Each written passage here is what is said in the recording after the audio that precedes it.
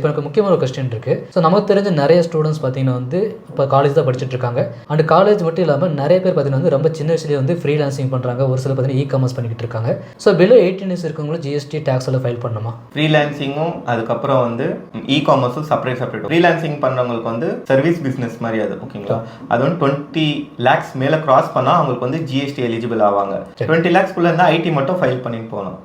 இது இ-காமர்ஸ்க்கு வந்து ஜிஎஸ்டி வந்து மேண்டேட்டரி. ஜிஎஸ்டி இல்லாமல் இ-காமர்ஸ் பண்ண முடியாது. ஸோ அவங்க வந்து மேண்டேட்டரி ஜிஎஸ்டி எடுத்து மந்த்லி என்ன சேல் ஆகுதோ அது ஜிஎஸ்டியில் ஃபைல் பண்ணி ஃபைனான்ஷியல் இயர் எண்டுக்கு அப்புறம் இயர்லி அவங்க வந்து இன்கம் டேக்ஸ் ஃபைல் பண்ணுற மாதிரி இருக்கும். Okay sir. அண்டர் 18 இருக்கவங்களுக்கும் 80 அபோவ் இருக்கவங்களுக்கும் 2 பேருக்கும் ஒரே மாதிரி தான் டேக்ஸ்? எல்லாருக்குமே சேம் ரூல்ஸ் தான்.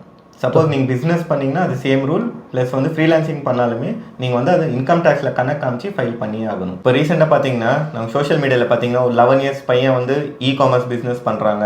ப்ளஸ் வந்து ஃப்ரீலான்சிங் பண்ணிட்டு இருக்கிறாங்க. ஃப்ரீலான்சிங் வந்து உங்களுக்கு 20 lakhs கிராஸ் ஆனால் மட்டும்தான் ஜிஎஸ்டி அப்ளிகபிள் ஆகும். எல்லாம் ஐடி மட்டும் ஃபைல் பண்ணிக்கலாம். இதே அது வந்து இ-காமர்ஸ் பண்ணுறவங்க வந்து ஜிஎஸ்டி எடுத்ததுனால ஜிஎஸ்டியும் ஃபைல் பண்ணோம். ப்ளஸ் வந்து ஃபைனான்ஷியல் இயர் எண்டுக்கு அப்புறம் இன்கம் டேக்ஸும் ஃபைல் பண்ணுற மாதிரி இருக்கும். இதே இது வந்து 13 years பாய்ஸ் வந்து ஆப் டெவலப்மெண்ட் பண்ணுறாங்க. அது வந்து சப்போஸ் 20 lakhs கிராஸ் ஆச்சுன்னா அவங்களும் ஜிஎஸ்டி வந்து எலிஜிபிள் ஆவாங்க. ஜிஎஸ்டி எலிஜிபிள் ஆகும்போது இமீடியட்டாக அவங்க வந்து ரெஜிஸ்ட்ரேஷன் எடுத்து ஜிஎஸ்டி ஃபைலிங் மந்த்லி பண்ணி ஆகணும். Okay sir.